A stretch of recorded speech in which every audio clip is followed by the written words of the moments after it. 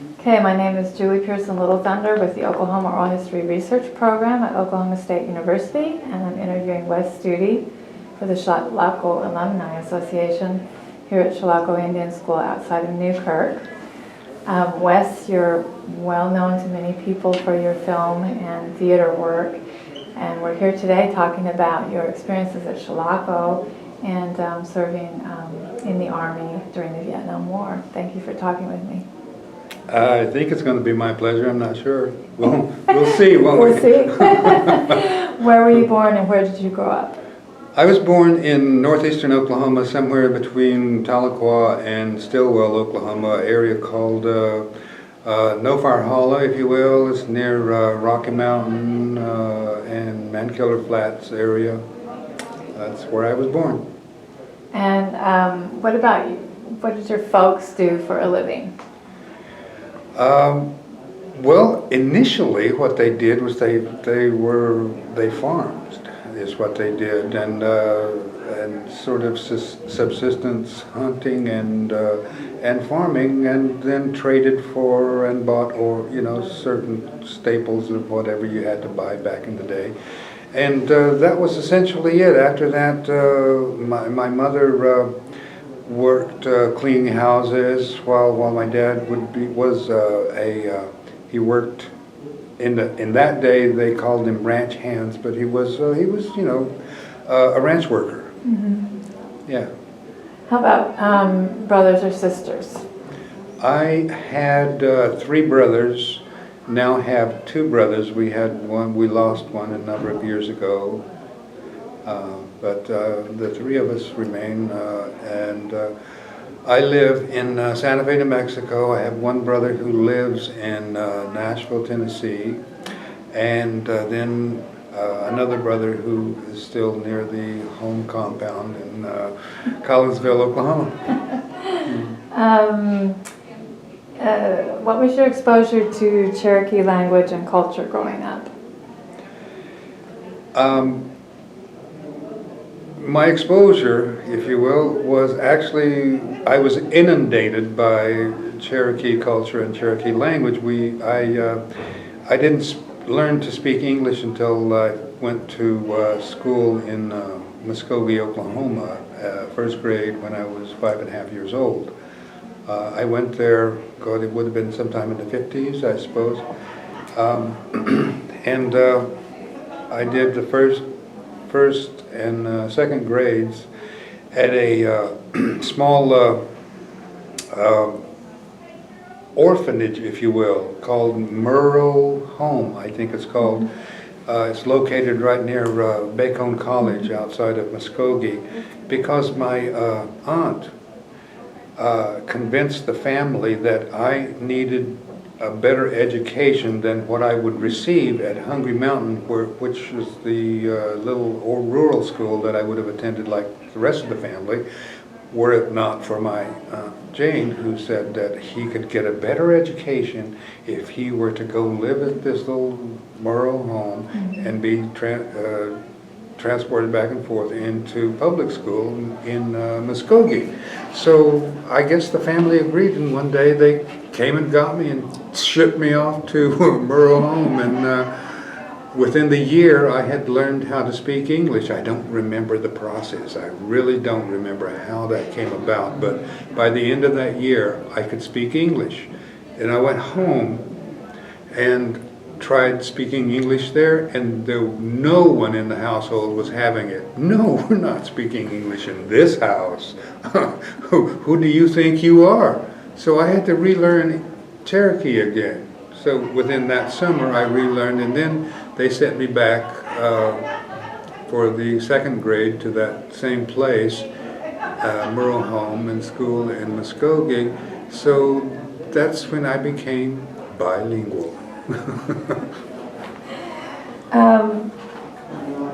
How did being at Murrow impact you? What were your feelings about being there? I don't really remember a whole lot about it. I was, just right at 5.5 years old whenever I started there. And my most vivid memories of it all were at one point in time, we had out on the playground outside of our dorms, one of those, what was known then as a monkey bar. It's just a straight bar that you swing on, right? Mm-hmm. And what we would do was put up a like old wicker chair outside furniture kind of, so we could swing that monkey bar, let it swing, and at some point when it was close, we would jump on it, right? Jump on it and go swinging from that old lawn chair of sorts. And I was out there one day and swung it like that, and then I kind of looked away, and at the same time somebody came along and did something, because when I looked back to grab the bar, it had turned and it hit me right in the head. Bonk. Oh my God. So I still have the scar on my head from that experience, and I remember that vividly. But almost, you know, the process of learning English, I don't remember all that well. I don't know how it came about, but it came about. And it was a kind of a different lifestyle in that I learned that was my first viewing of television. Okay. And I also learned that it was, it generates electricity. The screen, those old screens, you know, they had in the den they had a television wherein after school we would come back in, and there were times when not everybody went in there to watch TV. One time I came back and I noticed I was the only one I could go watch. And I had been watching this one program wherein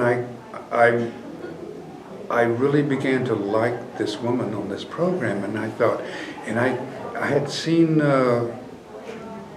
pictures, images of these characters kissing sometimes, and I thought, wow, this is exciting, I wonder. So I looked all around, snuck up to the television. I got real close when her face came on, and I went, what? And I see this shot from the screen like that. But just about at that time, somebody walked in and saw me. Oh my God! I think I almost got in trouble over that. So, what's wrong with you trying to kiss a television? Oh, that's a great story.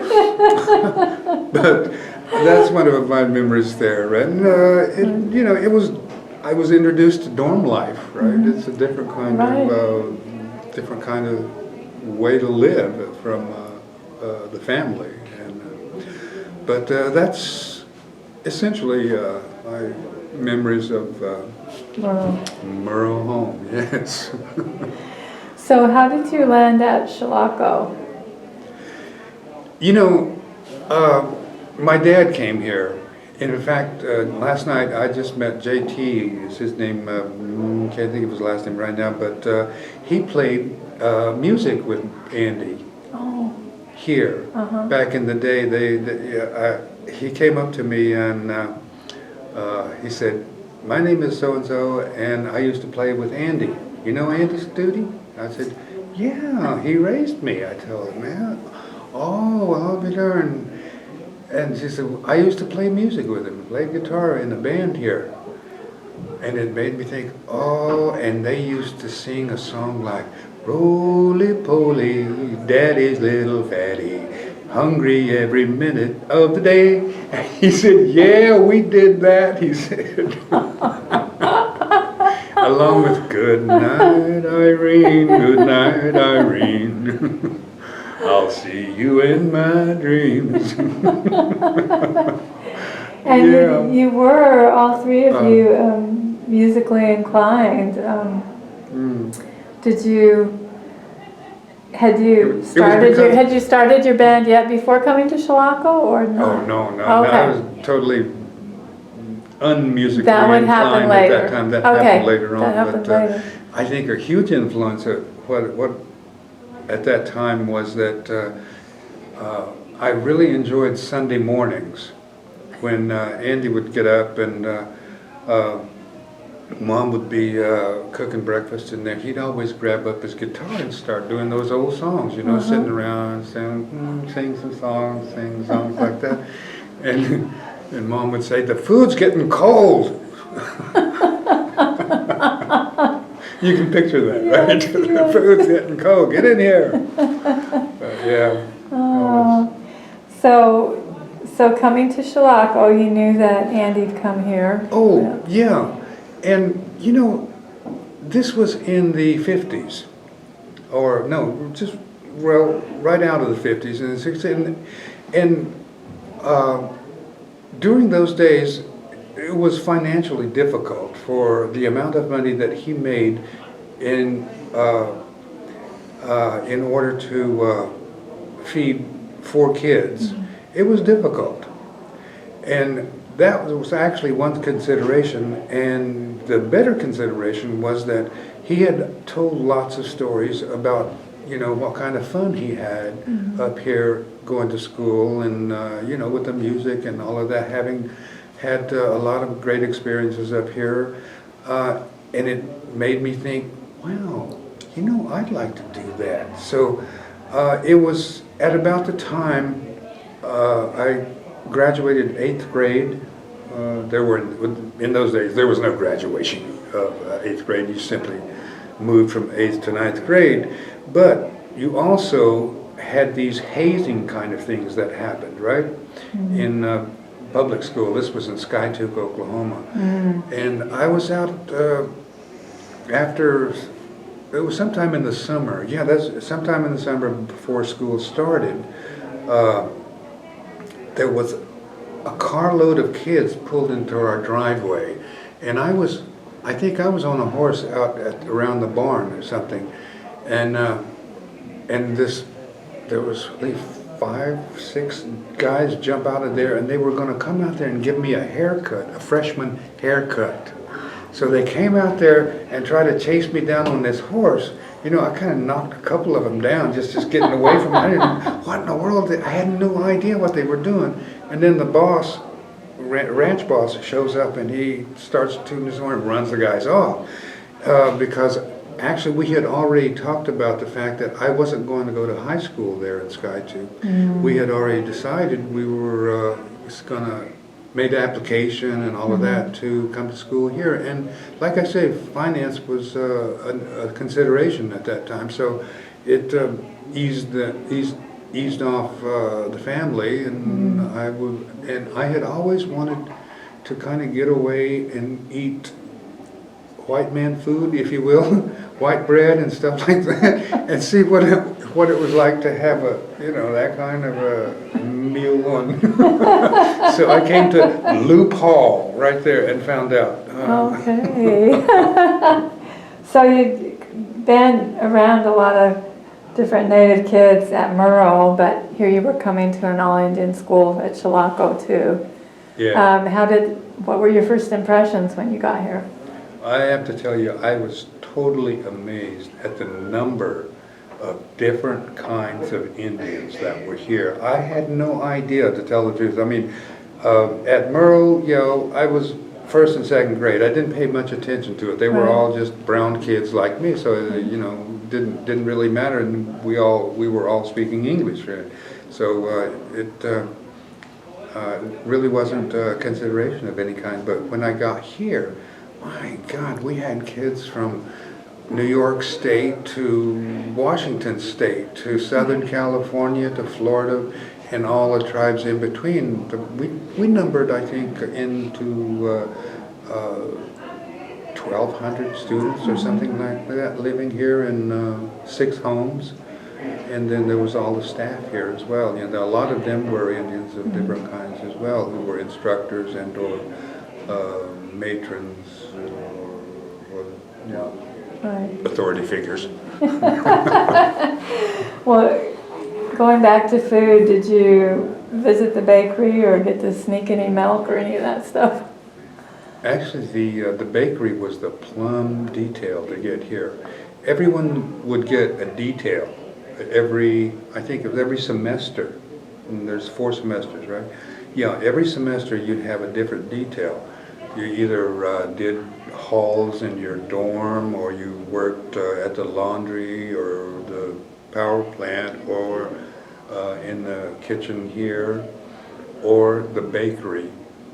And I never got a job at the bakery. Never got a detail over there, but if you worked in the kitchen, you had sort of access to the bakery, wherein when they would bring the like bread and they baked things over, like especially rolls and stuff like that. We were able to filch a few, if you had the right kind of clothes on, big baggy clothes with bags that you could put under there. So working in Loop Hall in the kitchen, peeling potatoes and all of the kitchen work, and actually washing pots and pans, huge pots and pans, that kind of, it had a perk in that you had access to the bakery. Right. What about instructors that stood out for you at Chilocco? Instructors. I think the larger part of my life, my attention wasn't so much on the instructors as it was toward the other students, more or less. Just part of being young, I guess. But I remember one teacher whose name I can't remember,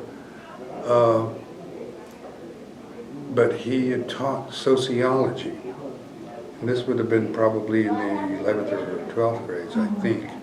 But one of the craziest things that I remember about he and his class was that, or him and his class, was that he took us to Winfield, Kansas, which is an insane asylum at the time. And it was a tour for students. My God, it was traumatic, man. I mean, you walked into hallways where people, extremely disturbed people, are in nightgowns, lined up on the floor, here and there, and just everywhere. And this was part of a sociology class. Oh my God!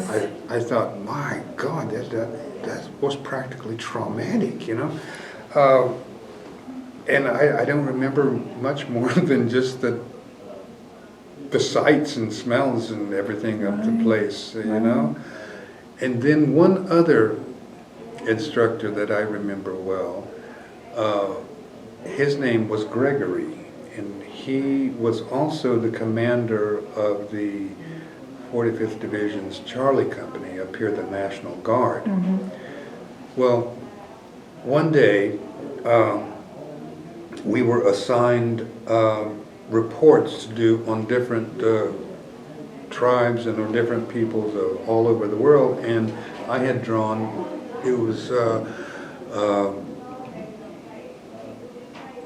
I had drawn either Aztec, Inca, or it was some tribes to the south, and I had researched it to a pretty good degree, I thought, and I think I took a direct quote. If not, I'll be telling you a lie, but I think I took a direct quote from some research that I found about how they were described in as being a group of people with some queer rituals and ceremonies and stuff. And so I took my report and said, rather than just being, word for word from the research, I called them a group of ceremonially queer people. And this was in like sometime between 60 and 64, right. So that was like a verboten word, Right. And he stopped me right as soon as I said queer. You, in the corner. What? Yeah, in the corner, on one foot. So I had to like stick my nose into the corner there, lift one foot, and stand there for the remainder of the class for using the word queer. In terms of you know what really Right. queer means, right? Right, It's just right, kind of right. different, odd, strange, or Right. whatever. But no, it was used in the more colloquial, term Right. in his mind. Oh my goodness. Unfortunately, those are the kind of memories I have of teachers. What was your areas? What were you studying? What did you decided was kind of your focus here while you were here? Well, I have to say that in my own behalf is that I could have gone academic, but this is a vocational school. And at the 11th and 12th grades, you could decide if you wanted to go academic and pursue like prep classes and stuff, or you could take a vocation. I decided I would take a vocation, and I studied dry cleaning. They had some shops down here, and when I got there, I found out that this could be a source of income, because as students we were allowed to clean our own clothes there. So I thought, well, I don't have that many clothes, and so I'd do all my clothes down there, and then I'd have, an allotment of other pieces that I could do. So I started dry cleaning for other people, and they paid me less than what they had to pay to have their stuff cleaned, right? So I had a small side business going there. Did you volunteer for the National Guard here while you were here? I asked my parents when I was 17 if they would allow me to join the National Guard, because they got paid on a monthly basis, and they also got to march around the Oval on, I think it was once every, they'd have a meeting, the monthly meeting. What part of it was marching from the Armory down this way to the Oval. I think it was Sunday morning, something like that. And you'd have these guys that would be able to do that. Left, right, left, right, left, right, left, your left, left, your left, right, left. And all these Indian guys be kind of all really strutting their stuff out there in this uniform, starched uniform and everything. Hey, hey, hey, hey. It was funny. And, and all the girls would come out and watch us. Yeah, so I joined that, and that, in a way, was the beginning of my military experience. What I did, and I don't recommend this, of course, the opportunity is not even there anymore, I don't think anymore, because of the all-volunteer Army, but what I did was I joined, and at that time, every young male citizen was obligated to 6 years of duty to the nation, right? And so I was actually unaware of all of that. I just wanted to march on the Oval and get paid every month, But in any case, upon graduation, we all loaded up and went to Fort Polk, Louisiana, and had 6 months training, which is the requirement. Basic training, AIT training, or advanced training, and then the remainder of something, about 6 months that we did.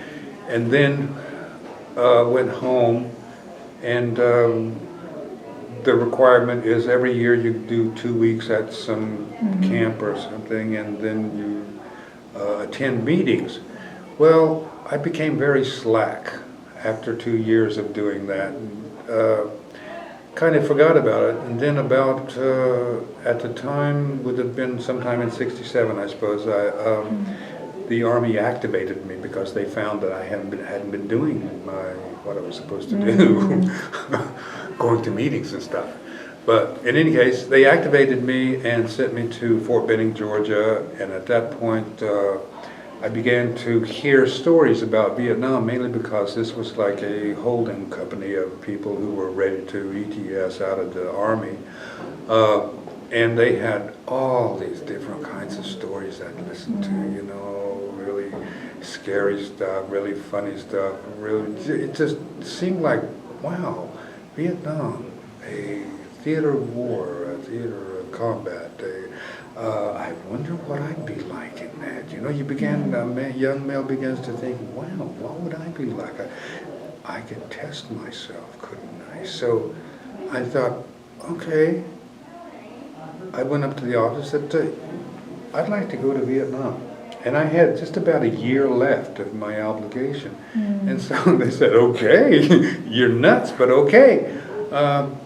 So they signed me up, and then within a short while, there I found myself in Vietnam. And served a year over there. And immediately upon completion of my year, it also completed my entire 6-year obligation. Totally out. It was quite an experience. I mean, I talked to some guys who have been there, and a lot of my old friends that wound up over there as well, but I never saw anybody I knew over there. But it was, I wouldn't give it up. It's an experience in terms of learning about yourself, as well as learning about the human condition and life around the world. I had, at that point, I had no idea what a third world country was like, you know. It sort of reminded me of my childhood in a way, you know. But yeah, it was quite an experience, and then so in '69 I got out, and it did have an experience. It had not experience. It had an effect on me, in that for at least 2 years I did nothing in terms of being constructive for myself or anything else. I didn't feel the need to do anything. Certainly didn't want to do anything. It was a matter of changing that culture that you live in, and it's sort of an adrenaline-fueled kind of lifestyle you have in a combat situation like that. Then you come back into you come back into peace, and sometimes it can be more difficult to deal with on a daily basis. So I just simply didn't do anything except drugs, maybe, you know, for a couple of years. And then after that, actually was when after a number of years,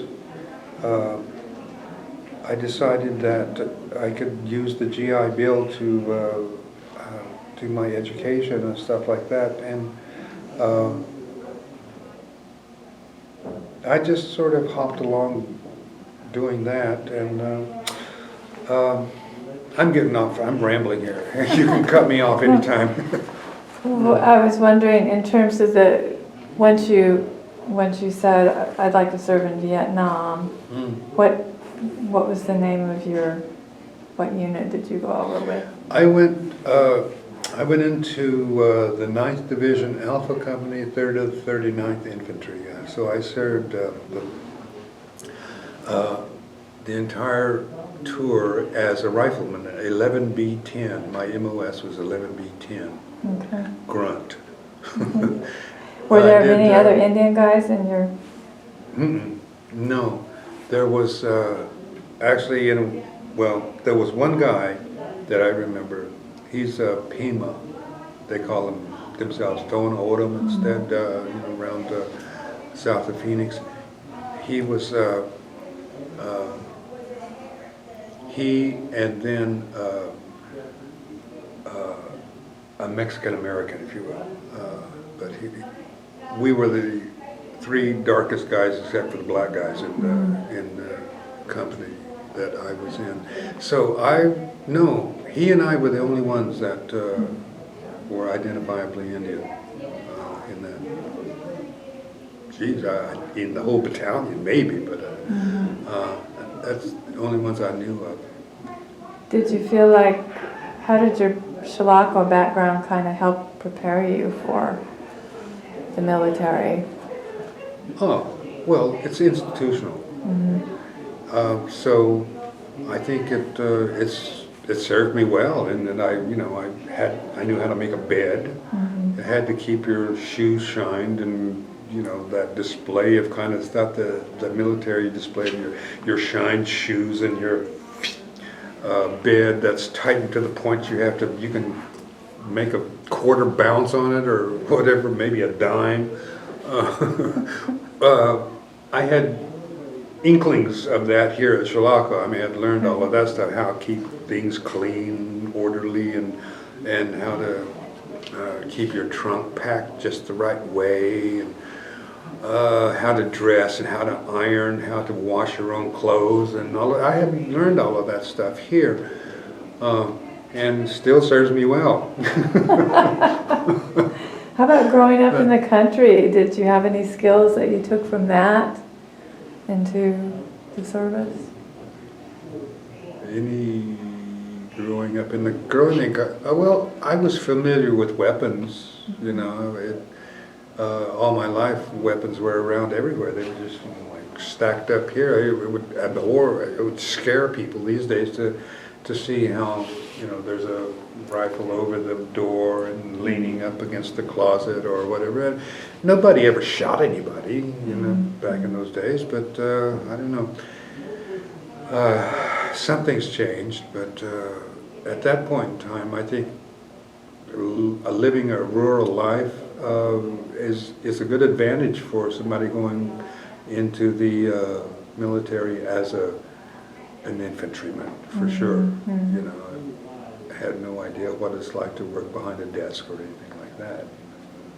Where did you land when you went to Vietnam? Where did you? I believe it was Cam Ranh Bay. Cam Ranh Bay, and from there I went to, or maybe it was Tan Son Nhut, and then Cam Ranh Bay, and then we got placed into our permanent duty stations. And the first place I went out of Cam Ranh Bay in the 9th Division was to a place called the French Fort. And that's exactly what it was. It was an old French fort, and my company was bivouacked there for about maybe 3 to 4 weeks, something like that. By the time I got there, then they had that huge Tet offensive in May, the top of May. Well, actually, it wasn't the huge one. It was a smaller one. They called it the baby Tet. I think that's when VC pretty much, and NVA kind of overran a large part of Chinatown in what was then Saigon, Ho Chi Minh City. Our company was there. I think we were the brunt of it. The 9th Division's companies were the brunt of their assault on the Chinatown of it, and the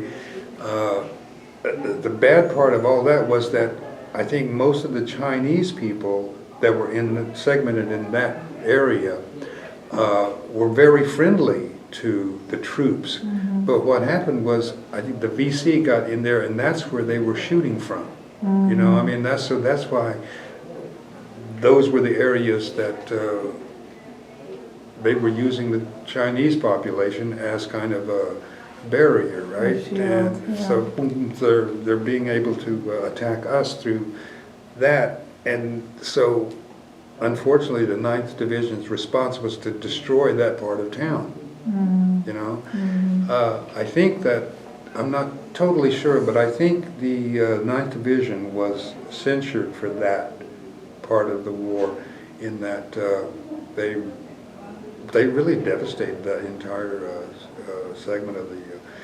I think they were decommissioned or something like that after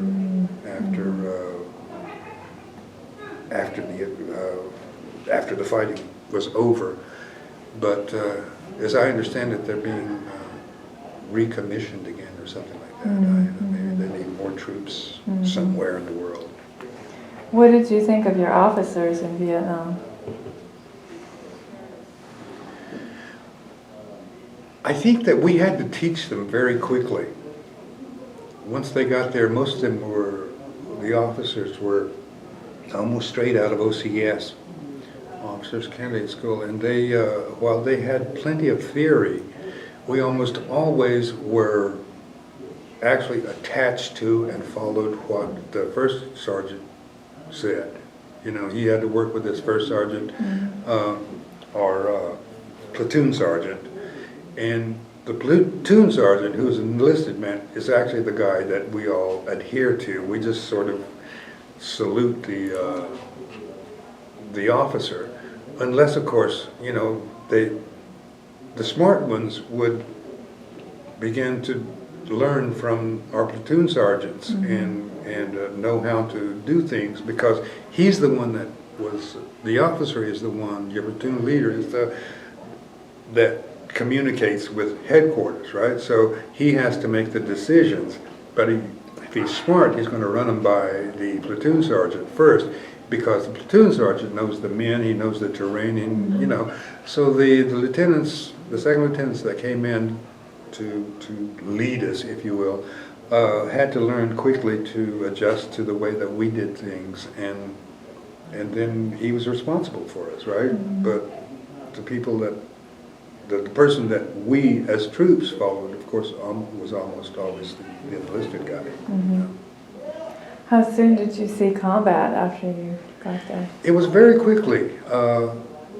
I landed there sometime in late April of '68, and that's after the big offensive in January, the Tet Offensive, and then that baby one is the one time that's where I began to see, and that was urban warfare, the worst kind in the world. The rest of the time was spent out in the paddies, which is was certainly not quite as dangerous. It's dangerous in its own way, because you know, you get ambushed out there, or you have what were called booby traps and that kind of thing out there. But it's not nearly as surprisingly dangerous as urban warfare when you building to that kind of thing. Yeah, so we started off with a bang and kind of edged out in more rural stuff. Right. We went as far out as the Plain of Reeds over there I think we went into Cambodia a few times. Weren't supposed to, but what can you tell? How can you tell? It's the Plain of Reeds. It's nothing but reeds as far as you can see, and there's water that high, you know. What was the closest call you had? My closest call actually was from friendly fire. Friendly fire.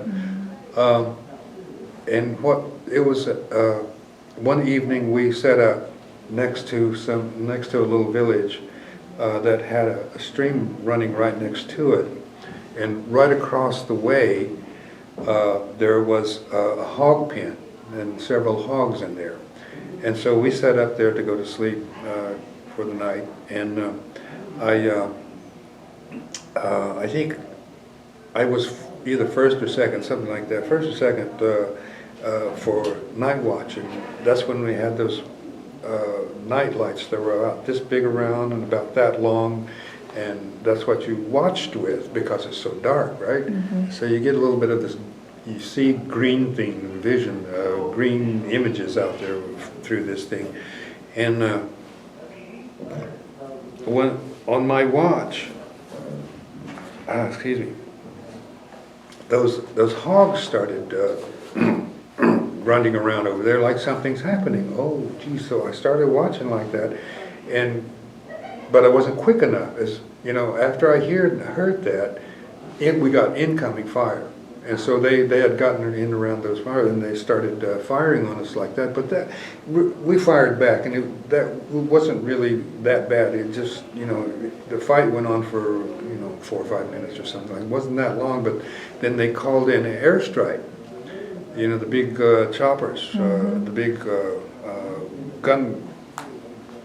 gunships, and they got there pretty quickly. They got there. Well, you know, there was a firefight, and then there was a lull, and then they came in, and they started raining down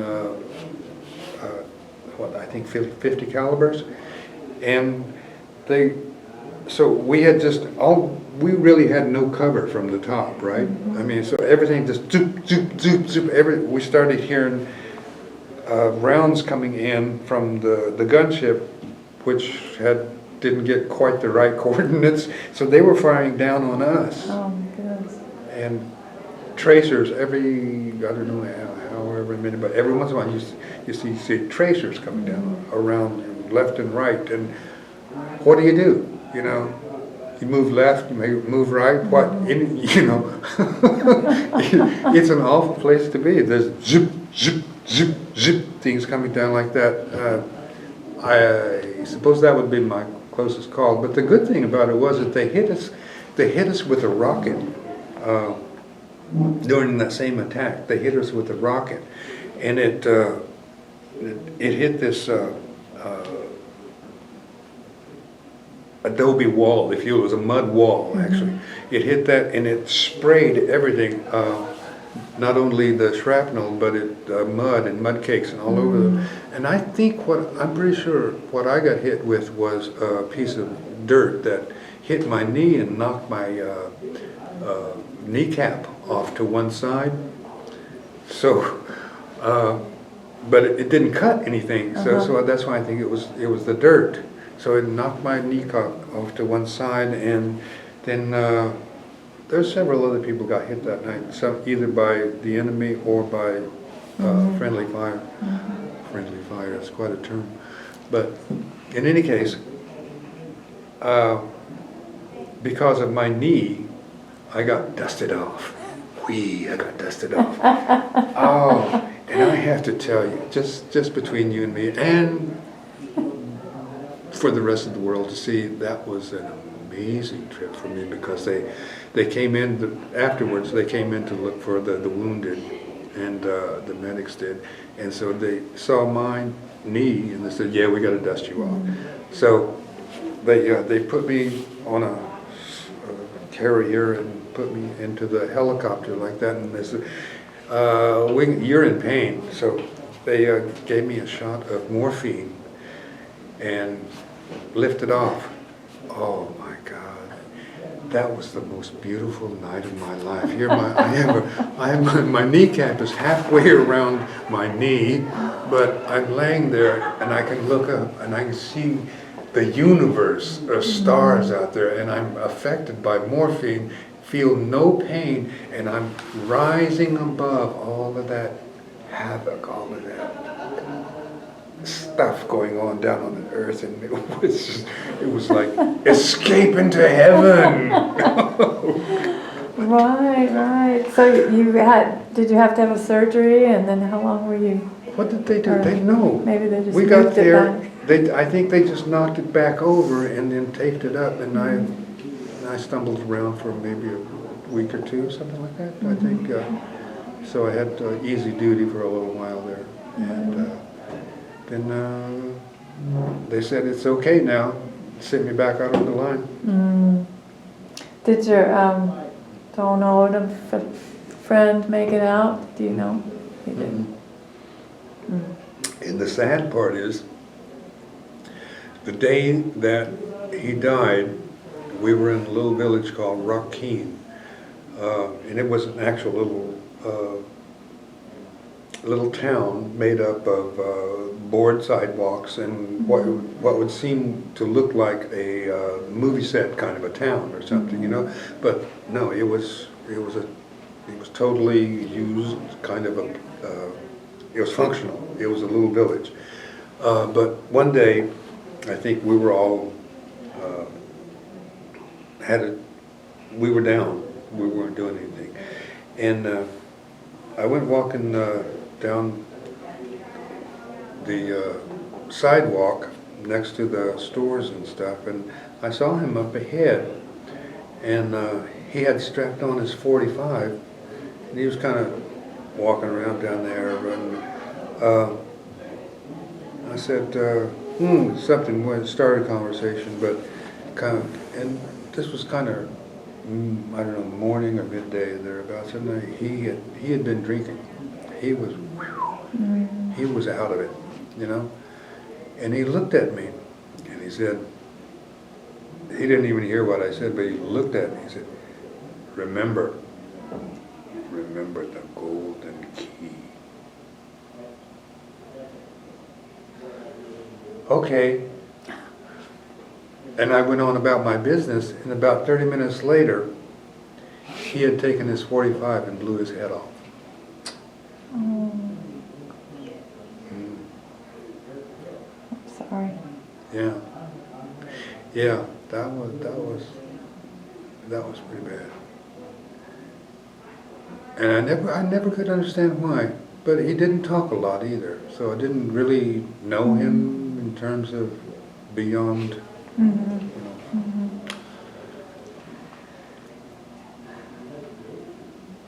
Do you stay in touch with some of your veteran friends, or have you, I don't know if you've spent much time with veterans organizations since? Or? Not with the organizations, no, but I do stay in touch with two guys on a fairly regular basis. One works and lives in Las Vegas, Louis, and then another one back east, used to be in Rhode Island, but now he's in Connecticut, not far, but he was from Rhode Island. And when I first got out,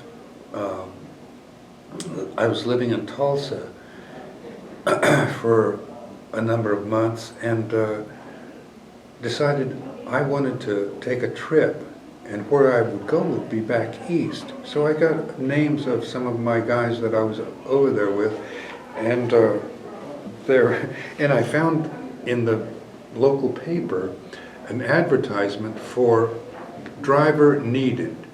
We'll take car from Tulsa, Oklahoma to, I think it was Baltimore. Perfect. And so I applied. Went to some house and they said, you got a driver's license? Can you drive? Can you make it to Baltimore in so many days? Yeah. Okay, so don't bother the boxes in the back. Okay. So drove off to Baltimore, and from there I went to New York and found one guy that was over there with us and hung around for a week or so, and then I went up to Rhode Island, Providence. That's where he lived, and his Portuguese. He's a Portuguese guy, and they have just a little different idea. At least at that time, he and his family had a little different idea of family structure and stuff. You know, they're extended family. You know, and they very welcoming of me and asked me if I, you know, we can give you this room here. You know, stay here as long as you want. You're Wally's friend. And then after a while, I, you know, just living there more or less, doing what the family does and learning Providence, Rhode Island, or an urban living like that. He said, "You want to get a job?" Yeah, sure. So he had friends in the business of yarn. So he got me. He helped me get a job working in a yarn factory. So I did that for about a month or so, and I finally decided, well, okay, this is fun, but I think I'd rather go home. But I got to live in Providence for a while and actually even work and make money, you know, with my buddies. And so those two I kept up with, and then through them I hear about other guys, you know, at least maybe half a dozen. So you haven't made a lot of Chilocco reunions, but the ones that you make, why are they important to you? That's a good question, Julie. I really don't know why they're important. They're enjoyable in different ways. You know, you come to see the place, and it stirs up old memories of this and that. And a lot of the buildings are gone, or almost ruined, but their memories remain just as if it were yesterday, right, or even right now. A lot of the things changed, but it was a huge part of my life, and whether I admit it or not, I think I was able to learn some good lessons here. I learned some skills. I learned how I learned how to deal with people in a certain way, and learned a lot about the outside world, and it was a good experience. It had its bad moments, but that's life, right? I mean, not everything works out well on a daily basis, hourly basis, but good times, bad times. I tend to remember about this place just as much as the good times as bad. So it's a part of my life, so it has to be important, right? Right. I can't define it. Well, what would you like people to know or remember about either Chilocco or about wartime service? What it's like? Well, I think about wartime service, I think that one day we should all learn that it is the absolute last resort to any kind of, it's not an answer to anything really when it comes down to it. When you actually experience the horrors, the vagaries of a combat situation, I think you would find it very hard to say that that war is an option. I'd really like for people to learn that it's not an option anymore. I don't think it does any good, and it leaves a lot of people broken one way or another, either physically, mentally. It's not a. I'd like people to know that war is a bad thing, and not to engage in it anymore. But I had my doubts. As far as Indian education goes, I'm glad that the tribes and pueblos and the indigenous people have begun to take over and run their own schools in a better way to help prepare people to live in the modern world. Mm-hmm. Well, thank you for your time and thank you for your service too. My pleasure.